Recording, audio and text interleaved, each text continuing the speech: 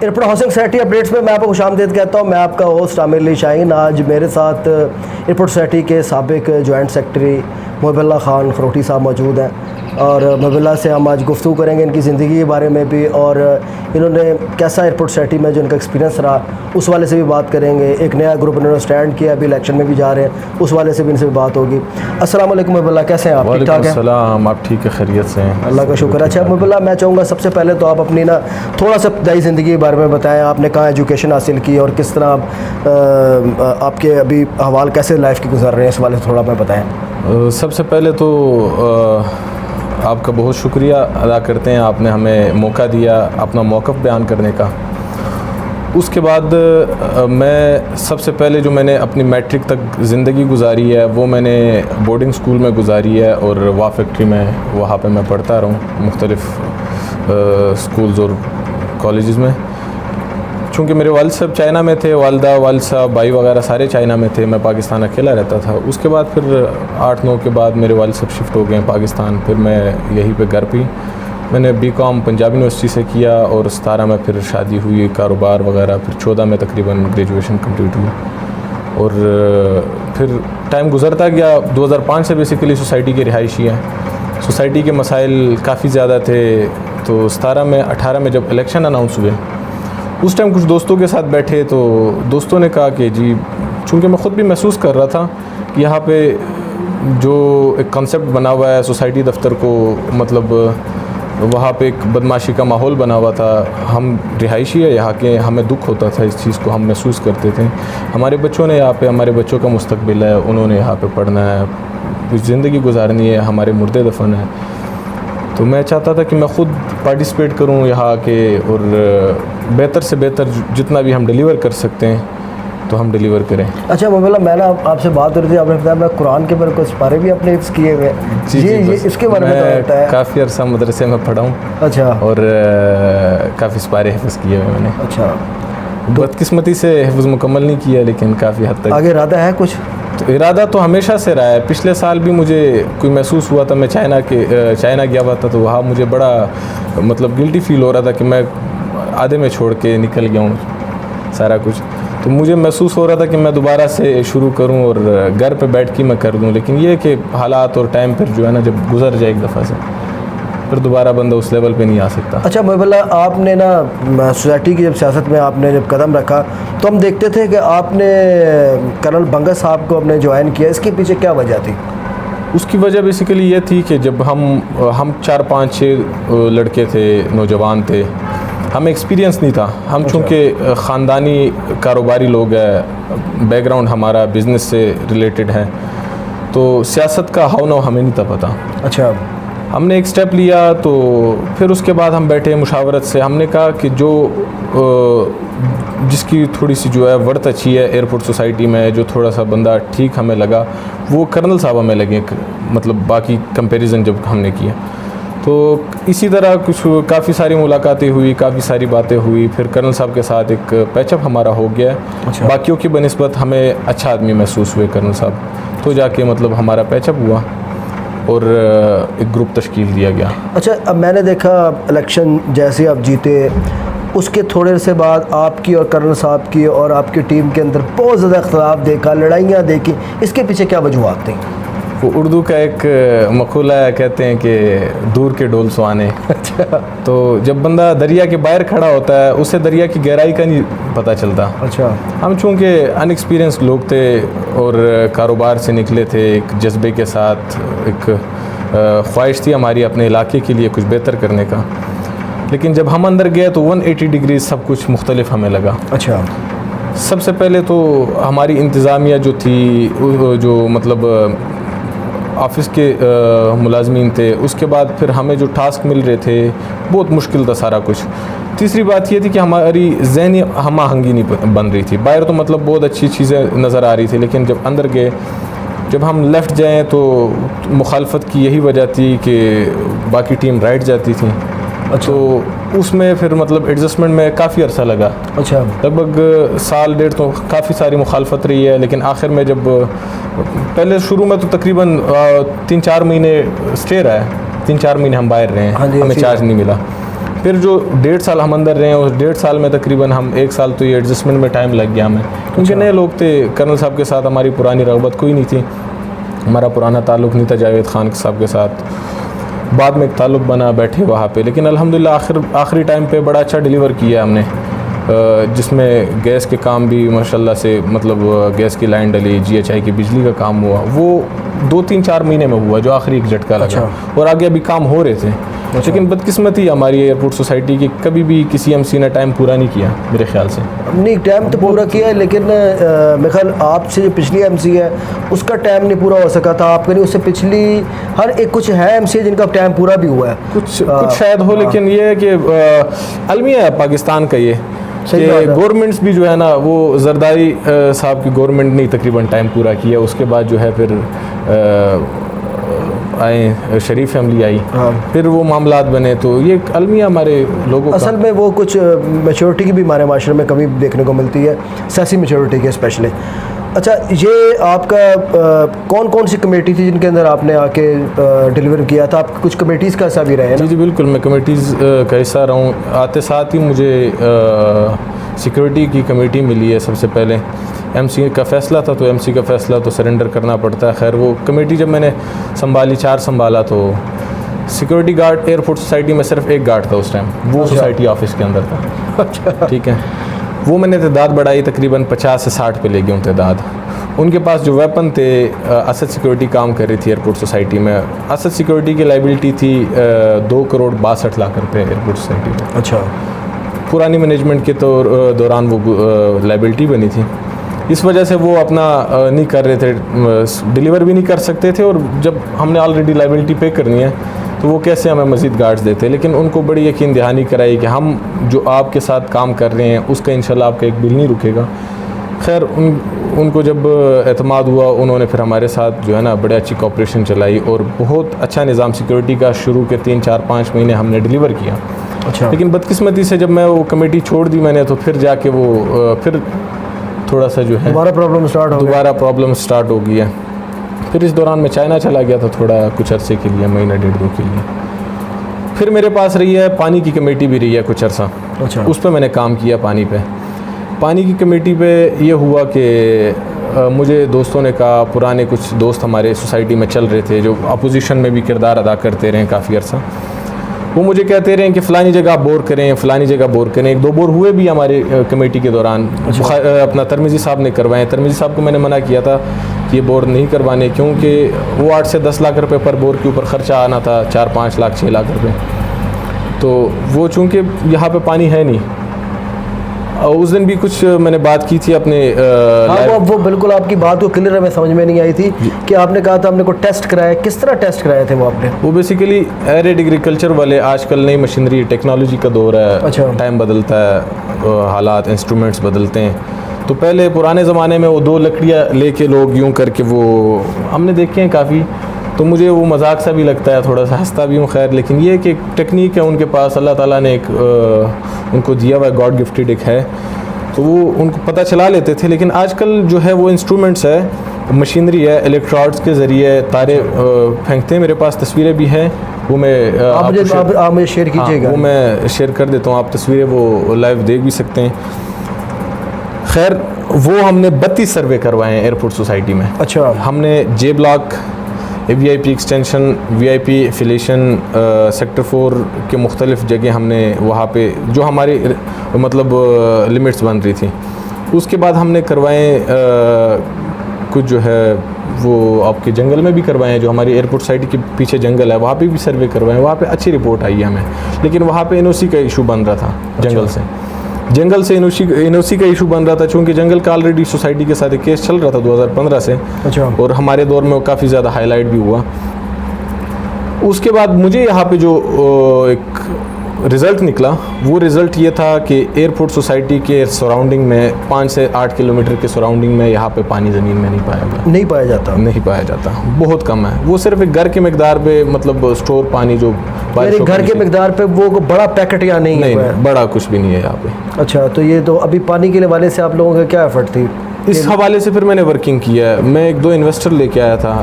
پھر بدقسمتی ہماری ایئرپورٹ سوسائٹی میں لیگ پولنگ بہت زیادہ ہے. یہ بات میں نے شیئر نہیں کی لیکن آج لائیو شیئر کرتا ہوں. میں ایک انویسٹر لے کے آیا تھا کچھ دوستوں کی مدد سے. اچھا.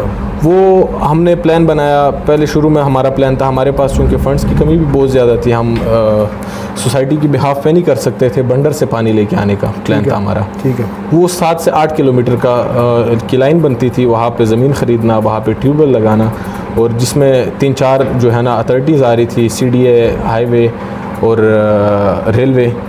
اچھا. ہم چاہ رہے تھے کہ یہ ساری NOCs وغیرہ بھی ہم سوسائٹی کی بہاف پہ کریں, لیکن سوسائٹی کے پاس فنڈس کا کافی ایشو تھا. ہم نے اس وجہ سے انویسٹر ڈالا. بدقسمتی ہماری یہ تھی کہ کچھ اپوزیشن کے دوستوں نے, اپوزیشن بھی ہونی چاہیے, جمہوریت کا حسن ہے, بالکل یہ تو ضروری ہے, لیکن اس لیول پہ نہیں ہونی چاہیے.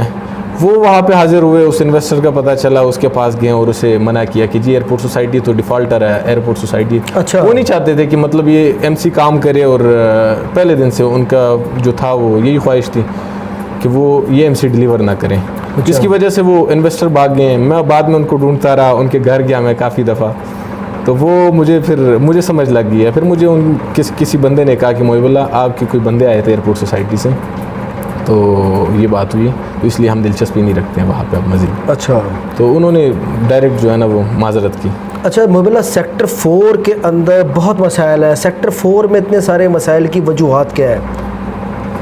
نمبر 1 پہلے تو میں کہوں گا جیسے جنگلات کا ایشو ہے. جنگلات کا ایشو کیا ہے, تھوڑا سا ہمارے لوگوں کو بتائیں. جنگلات کا بیسیکلی سیکٹر 4, سب سے پہلے سیکٹر 4 کا تعارف کرواتے ہیں. سیکٹر 4 ہماری سوسائٹی کا چھوٹا سیکٹر ہے. 3 سیکٹر بیسیکلی ایئرپورٹ سوسائٹی کے VIP ایکسٹینشن اور ایفیلیشن بھی ہے. یہ 4 جو سیکٹر ہے یہ ایفیلیٹڈ سیکٹر ہے, جو راجہ ارشد کا, پہلے اس میں انور کمال پاشا تھا, پھر اس کے بعد فضل سائی آیا, پھر اس کے بعد جو ہے وہ راجہ ارشد یہ بیسیکلی آن کرتا ہے سیکٹر 4 کو. پرائیویٹ ایفیلیٹڈ سیکٹر جو ہے وہ سوسائٹی کے ساتھ ایگریمنٹ کے تحت چل رہا ہے. ٹھیک ہے. جو 2009-8 میں ایگریمنٹ ہوا ہے کہ وہ ہر 500 پلاٹوں کے بعد ایک ٹیوب ویل دے گا, بالکل, ایک اوور ہیڈ ٹینک دے گا, ایک ڈاؤن ٹینک دے گا جو زمین. اچھا, 500 مکانوں کے اوپر ایک اوور ہیڈ ٹینک, ایک انڈر گراؤنڈ ٹینک اور ایک ٹیوب ویل دے گا. جی بالکل اسی طرح.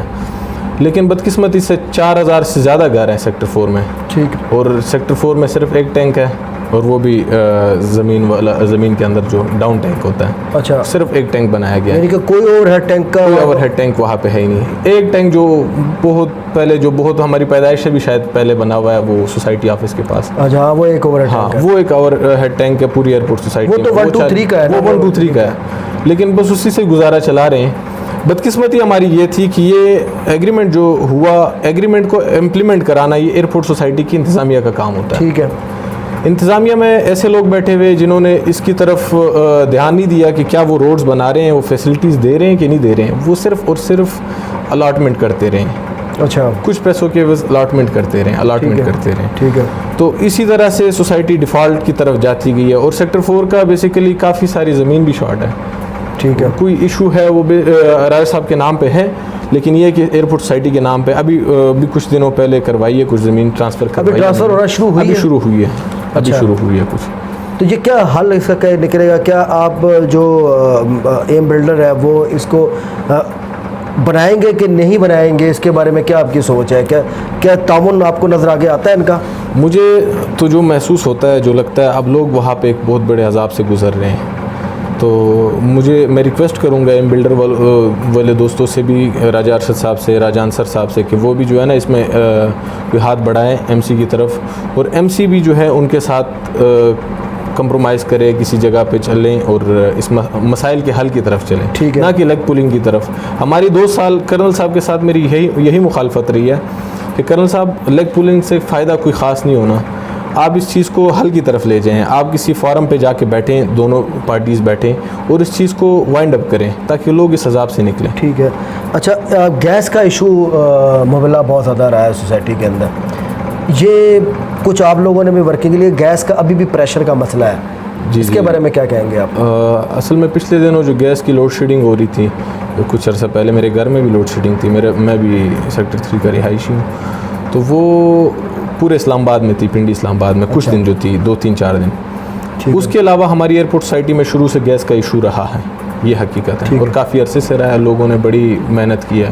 ہماری 1 2 3 کی کمیٹی تھی جس میں کچھ نام خیر میں نہیں لوں گا، لیکن بزرگ جو ہماری 1 2 3 کے انہوں نے بڑی محنت کی ہے اس کے لیے. ٹھیک ہے. پھر پرانی ایم سیز میں جو ہے انہوں نے بھی محنت کی ہے، لیکن الحمدللہ یہ ہماری ایم سی کے دوران جو ہے ہم نے نیا کنیکشن بھی ڈالا اور اس کو مزید بہتری کی طرف گئے، لیکن اسٹل ایشو ہے ابھی. اچھا.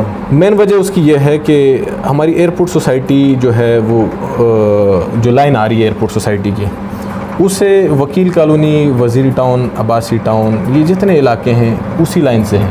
ٹھیک ہے. چونکہ سہولت ایئرپورٹ سوسائٹی کی ہے، یہ لائن کے جتنے ڈیوز ہے، ڈی این کے ڈیوز ہے یا لائن کی ڈیوز ہے، وہ ایئرپورٹ سوسائٹی دے رہی ہے. یہ بدقسمتی ہے ہماری، جو ہماری پرانی انتظامیہ نے یہ کام کیا ہوا ہے، یا دوستی یاری میں کیا ہوا ہے، یا کچھ پیسوں کی بس کیا ہوا ہے. میں بدگمانی نہیں کر سکتا اس حوالے سے، لیکن یہ زیادتی ہے ایئرپورٹ سوسائٹی کے عوام سے. اگر ان کو کوئی سہولت دینی ہے، وہ گورنمنٹ ٹیکس لے رہی ہے نا گورنمنٹ ان سے، تو گورنمنٹ یہاں سے پاس کر سکتی ہے لائن.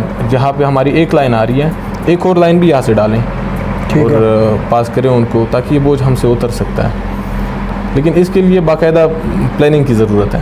کوئی بھی ایم سی آئے اس کے لیے پلاننگ کرے. اچھا موبل، اب بجلی کا ہمارے یہاں ہم دیکھتے ہیں ٹرانسفارمرز کا بہت مسئلہ ہے. گرمیاں آئی ہیں، ٹرپ ہو جاتے ہیں ٹرانسفارمر.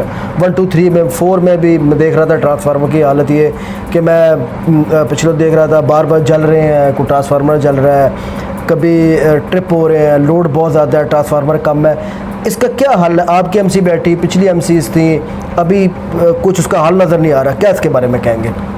بات ایسی ہے کہ انفراسٹرکچر جو ہمارا ہے بجلی کا بہت پرانا ہے. اچھا. اور ٹائم کے ساتھ ساتھ اس میں تبدیلی آنی چاہیے، چونکہ نئے نئے گھر بن رہے ہیں. 1 2 3 میں اب آپ کو تقریباً 10 سے 15 پلاٹ بھی خالی نہیں ملیں گے.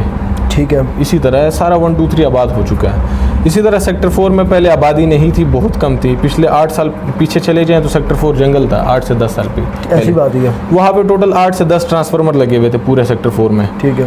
وہ بیسیکلی یہ سہولیات دینی تھی ڈیولپر نے.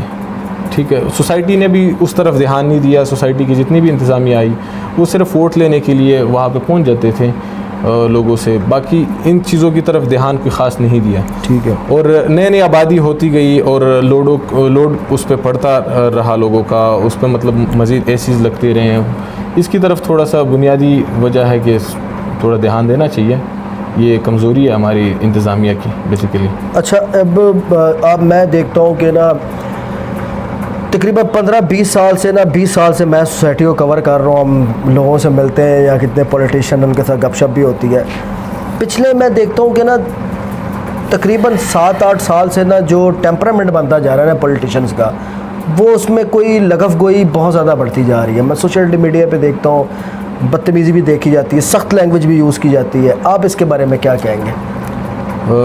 بالکل ایسے نہیں ہونا چاہیے. یہ آپ کی بات، آپ کا پوائنٹ بالکل ویلڈ ہے. میں بھی اکثر 2-3 دفعہ میرے مخالف گروپوں کے ساتھ بھی بات ہوئی کہ سوشل میڈیا کے اوپر گالم گلوچ کرنا یہ ہمارے تربیت پہ، ہمارے اخلاق پہ، ہمارے جو ہے وہ پرسنالٹی پہ فرق پڑتا ہے. دوسرا یہ ماحول بھی اس سے خراب، مسلسل بگاڑ کی طرف جا رہا ہے. ایک زمانہ تھا، آپ نے اس دن مجھے بتایا، مجھے بڑی خوشی ہوئی کہ 2 گروپ مخالف کھڑے تھے اور ایک گروپ جیتا تو دوسرے گروپ نے اسے بڑا وہ خوبصورت. میں بتاؤں کہ بڑی مخالفت تھی. مجھے یاد ہے کہ بٹ صاحب وغیرہ کی ایم سی جیتی تو دوسرا گروپ تھا جو ان کے مقابلے میں اس میں ملک سلیم وغیرہ یہ لوگ جیتے تھے، تو ان لوگ دوسرے سیکنڈ نمبر پہ تھے، یعنی کہ چند ایک ووٹوں سے آ رہے تھے یہ. تو انہوں نے آ کے باقاعدہ مبارکباد دی اور لوگوں نے اس کو بڑا انجوائے کیا اس ماحول کو کہ دیکھیں یہ پڑھی لکھی آبادی کا یہ ایک نظام ہونا چاہیے. اب ہم دیکھتے ہیں کہ اس قدر سخت گفتگو، اتنی سخت بات سننے کو ملتی ہے تو ایک دکھ کی بات ہے. بات آپ کی ٹھیک ہے. یہی چیز جب میں نے آپ سے سنی تو میں پوری رات تقریباً سوچ رہا تھا اس پہ. میں نے کہا یار وہ ٹائم، چونکہ میں سوسائٹی میں تو تھا لیکن سیاست میں نہیں تھا، میں نے مس کیا وہ ٹائم. تو مجھے بڑا اچھا محسوس ہوا کہ ہماری سوسائٹی کسی ٹائم اس لیول پہ بھی تھی. جو آج یہ گلی محلوں کی سیاست شروع ہوئی ہے، یہ ہمارا ایریا بہت پالش ایریا ہے، پڑھے لکھے لوگوں کا مہذب لوگوں کا ایریا ہے. یہاں پہ ایسے طریقہ کار سیاسی جو ہے نا وہ نہیں ہونا چاہیے، مہذب طریقہ ہونا چاہیے. سیاسی مخالفت بہت اچھی ہے، وہ بندہ رکھیں. اختلافات رکھیں, نظریے کے اختلاف ہونا چاہیے. اختلاف نہیں ہوگا تو معاشرہ ڈیولپ ہی نہیں ہوتا. اگر اختلاف ہوتا ہے تو پتہ ہوتا ہے کہ جو بیٹھا ہوتا ہے برس اقتدار اس کو پتہ ہوتا ہے کہ میں غلطی کروں گا تو مجھے جو ہے نا اس کے خلاف بولنے والے آوازیں ہمیں سننے کو ملیں گی. یہ بڑا ضروری ہوتا ہے. لیکن بدتمیزی یہ عجیب و غریب چیز ہے, بڑی حیران. کسی کی فیملی پہ, کسی کی ذات کے اوپر کریکٹرائزیشن کرنا بہت نامناسب بات ہے. اور یہ ہماری سوسائٹی میں پچھلے 6-7-8 سالوں سے 2012-13-14 سے میں دیکھ رہا ہوں. اور فیک بہت زیادہ, میں تو فیک آئیڈیز ہم دیکھتے ہیں, فیک آئیڈیز پہ عجیب و غریب بکواس سنتے ہیں, دیکھتے ہیں, میں حیران ہی ہو جاتا ہے انسان کہ یہ کیا باتیں ہو رہی ہیں. اچھا محب اللہ, اتحاد گروپ آپ لوگوں نے بنایا ہے, اس اتحاد گروپ کی تھوڑی سی ہمیں تھوڑا بیک گراؤنڈ بتائیں. یہ کیسے بنایا, کس نے ڈیولپ کیا, کیسے آپ لوگوں نے ڈیولپ کیا, کون کون آپ کے ساتھی تھے جنہوں نے اس کو جو ہے نا وہ بنانے کی سوچ رکھی؟ بس یہ جیسے میں نے پہلے بتایا شروع میں کہ ہم 2018 کے جب الیکشن اناؤنس ہوئے اس ٹائم ہم چلے تو کچھ لڑکے ہی تھے, نوجوان لڑکے تھے سارے, ہمارے دوست جتنے بھی تھے, ہمارے محسن وہ بھی ہماری طرح نان ایکسپیرینس لوگ تھے. ہم نے اس ٹائم ایک گروپ بنایا اتحاد کے نام سے. یہ گروپ بیسیکلی ہم اسی پہ پچھلی دفعہ بھی ہم الیکشن لڑے. اچھا. پھر ہم نے کرنل صاحب کے ساتھ, باقی دوستوں کے ساتھ, کچھ دوست ہمارے باہر والے گروپوں سے ہمارے ساتھ پیچ اپ میں آئے, لیکن اسٹل ہم نے نام وہی رکھا تھا اتحاد کا. اچھا. اور اس الیکشن میں بھی انشاءاللہ ہماری کوشش رہے گی کہ ہم اتحاد کا نام بیسیکلی اس لیے رکھا ہے کہ ہم پوری سوسائٹی کو اتحاد اور اتفاق کے ساتھ چلانا چاہتے ہیں. اچھا. تو ہم پہ صرف کوشش ہے, باقی رزلٹ انشاءاللہ اللہ تعالیٰ. آپ کے پرومنٹ نیم کون سے جو آپ کے گروپ کے اندر ہیں, جو آپ کے مین لوگ آپ کے ساتھ ہیں؟ میں ستار فال صاحب کو دیکھتا ہوں, اور آپ کے علاوہ ان کے علاوہ بھی کئی آپ کے ساتھ دوست نظر آتے ہیں. کافی سارے ہمارے بزرگ, ہمارے محسن ہے ایئرپورٹ سوسائٹی کے, ہمارے ساتھ چل رہے ہیں. اب ایسے ایک دم سے آپ نے نام پوچھیں تو ڈاکٹر صاحب بھی ہیں ہمارے ساتھ, ڈاکٹر رانجھا صاحب ہیں ہمارے ساتھ, جاوید انور صاحب ہے ایئرپورٹ سوسائٹی سیکٹر 3 سے, غلام عباس صاحب ہے سیکٹر 3 سے. دماغ میں اور نام اس طرح مین یہ لوگ آپ کے ساتھ چل رہے ہیں, مطلب نظریے والے لوگ اور اچھے لوگ. میں آپ کے گروپ کا لاسٹ ٹائم بھی آپ کا ایک الائنس ہوا تھا, ابھی بھی میں کئی لوگوں سے آپ کے ساتھ الائنس دیکھ رہا ہوں. کچھ لوگوں کا کئیوں پہ کوشچن مارک بھی ہمیں نظر آتے ہیں, تو کیا اس کے حوالے سے کیا کہیں گے آپ؟ ابھی تو بیسیکلی گروپ بن رہے ہیں. اچھا. گروپ بن رہے ہیں, کسی کے ساتھ الائنس ابھی تک ہوا نہیں ہے. اچھا, یعنی کہ ابھی گفتگو چل رہی ہے, گفتگو چل رہی ہے, ملاقاتیں چل رہی ہے, مختلف لوگوں سے ہم مل رہے ہیں, تو انشاءاللہ بہت جلد. اور دوسرا یہ ہے کہ ہمارا ایک کمیٹی ہے. اچھا. جس طرح فیس پہ کچھ چیزیں نظر آ رہی ہے, اس کے بیک اینڈ پہ ایک کمیٹی ہے. اچھا. تو وہ جو ہے نا فیصلے بیسیکلی کمیٹی نے کرنے ہیں ہماری مشاورت سے. اچھا. تو ایک ون مین شو نہیں ہے. اچھا, ہم نے باقاعدہ ایک جمہوری نظام رکھا ہوا ہے. اچھا, زبردست, ویری گڈ. اچھا, مجھے بتائیں محب اللہ, آؤٹ سائڈرز ہماری سوسائٹی کے اندر, میں اس آج کی جتنی پچھلی ایم سیز میں دیکھتا ہوں, ہمیں بہت سارے ایسے لوگ نظر آتے ہیں جو آؤٹ سائڈرز ہیں. جو کوئی شاہ فیصل رہتا, کوئی شاہ خالد رہتا تھا, کوئی جبی میں رہتا تھا, کوئی مختلف آؤٹ سائڈرز تھے جو سوسائٹی کی انتظامیہ کے حصہ بنتے رہے. آج بھی ہم بہت سارے لوگوں کو دیکھتے ہیں جو آؤٹ سائڈرز انٹر ہو رہے ہیں. آپ اس کے بارے میں کیا کہیں گے؟ سب سے پہلے تو ہماری پچھلی انتظامیہ میں آؤٹ سائڈر کوئی بھی نہیں تھا, اس سے پچھلی تھا. اچھا, میں آپ کی بات ٹھیک ہے, میں صرف بتانا چاہ رہا ہوں کہ ہماری پچھلی انتظامیہ میں بھی کوئی آؤٹ سائڈر نہیں تھا. آپ کی بات جو ہے, آپ کا پوائنٹ بالکل ویلڈ ہے کہ جو بندہ یہاں سے باہر رہتا ہے, شاہ خالد کالونی رہتا ہے یا شاہ فیصل رہتا ہے یا کسی بھی اسلام آباد کسی اور سیکٹر میں رہتا ہے, وہ درد نہیں رکھتا ہے ایئرپورٹ سوسائٹی کے لیے جو ایک رہائشی رکھتا ہے. بالکل ایسی بات ہے. ہم یہاں پہ جس عذاب سے گزرتے ہیں, 1 گھنٹہ یا 1 منٹ ہماری لائٹ نہ ہو تو وہ ہم درد رکھتے ہیں اس چیز کے لیے. ہمارے بچے, ہمارے جو پانی کا مسئلہ ہے, بجلی, گیس, جتنے ایشوز ہیں, سڑکوں کے ایشوز. ایک بندہ رہتا, رہائش اس کی باہر ہو, کسی بھی اسلام آباد کے سیکٹر میں رہائش ہو, کہیں آؤٹ سائڈ رہائش ہو, وہ سوسائٹی کے صرف ممبرشپ لے کے اور الیکشن لڑیں, میں خود بذات خود اس حق میں نہیں ہوں. ٹھیک ہے. باقی اگر کوئی دوست یار اس میں دلچسپی رکھتا ہے تو سب سے پہلے تو اسے اپنی رہائش چینج کر لینی چاہیے. صحیح بات, سوسائٹی میں اور قانونی طور پہ بھی وہ الیکشن نہیں لڑ سکتا آؤٹ سائڈر. اچھا, آپ مطلب پراپرٹی ڈیلرز کے بارے میں کہا تھا, ابھی ہم دیکھتے ہیں ایک پراپرٹی ڈیلرز کا ایک گروپ بنا ہوا ہے, وہ سارے گروپس کے ساتھ جو الیکشن لڑنے کا مل رہا ہے. آپ اس کے بارے میں کیا کہیں گے کہ پراپرٹی ڈیلرز کو الیکشن کا حصہ بننا چاہیے؟ قانون تو اجازت نہیں دیتا ہمارا. بات آپ کی ٹھیک ہے، قانون اجازت بالکل اس چیز کی نہیں دیتا کہ آپ اگر پراپرٹی کا کام کرتے ہیں، آپ کا جو کوآپریٹیو کا قانون ہے آرڈیننس 1925 کا، اس میں آپ پراپرٹی والے جو ہے وہ چونکہ بینیفیشری ہو جاتے ہیں نا ایئرپورٹ سوسائٹی کے آفس سے، سارا پلاٹوں کا کام ہوتا ہے، وہاں پہ کوئی آلو ٹماٹر تو بیچتے نہیں ہیں، پلاٹوں کا کام بیسیکلی پراپرٹی میں بھی پلاٹوں کا کام ہوتا ہے، ٹھیک ہے، بینیفیشری ہو جاتے ہیں وہ الیکشن نہیں لڑ سکتے. لیکن یہ ہوتا ہے، میرا اپنا نظریہ کچھ اور ہے. میں کہتا ہوں کہ پراپرٹی ڈیلر کسی بھی سوسائٹی کے لیے جو ہے نا بیک بون کی حیثیت رکھتے ہیں، کیونکہ سوسائٹی جب ڈیولپ ہوتی ہے وہ اپنے پلاٹ بیچتی ہے، وہ بزنس کرتی ہے، وہ پراپرٹی ڈیلرز کے تھرو کرتی ہے. وہ معاشرے میں کوئی جنرل سٹور والا نہیں کرتا، وہ پراپرٹی ڈیلر ہی ان کے پلاٹ. لیکن وہ ایک یہ بھی تو ہے نا محب اللہ، آپ یہ دیکھیں، میں آپ کے علاوہ بھی، میں سب سے میرا جتنے بھی ہمارے ایسے لوگ ہیں وہ جو سوسائٹی کے الیکشن میں پارٹیسپیٹ کریں، ان سے میں ہمیشہ پراپرٹی ڈیلرز اگر کسی گروپ کی حمایت کرتے ہیں تو وہ تو ایک الگ چیز ہے، وہ تو سمجھ میں آتا ہے. ٹھیک ہے، حمایت لینا کوئی بری بات نہیں ہے. لیکن اگر ایک پراپرٹی ڈیلر اگر ایم سی کا حصہ بنے گا تو ظاہری بات ہے وہ ایم سی کا حصہ بننے کے بعد اس کی خواہش ہوگی کہ وہ بزنس بھی لے، بزنس کرے، وہ کئی جگہ پر مفاد کو پیچھے رکھ رہا ہوگا، بزنس کو اوپر لے کے جا رہا ہوگا. تو آپ کیا کہتے ہیں اس بارے میں؟ اس بارے میں میرے سے زیادہ بہتر میرا قانون جو ہے، جو کوآپریٹیو کا قانون ہے، وہ زیادہ بہتر ہے کہ ہر بندے کے. اچھا، میں اس بارے میں ایک اور چیز بتاؤں کہ باقی کافی جگہوں پہ جو ہے نا، جو آپ کے پراپرٹی ڈیلرز ہیں وہ رجسٹرڈ ہوتے ہیں. اچھا، ہماری ایئرپورٹ سوسائٹی میں کانسیپٹ نہیں ہے.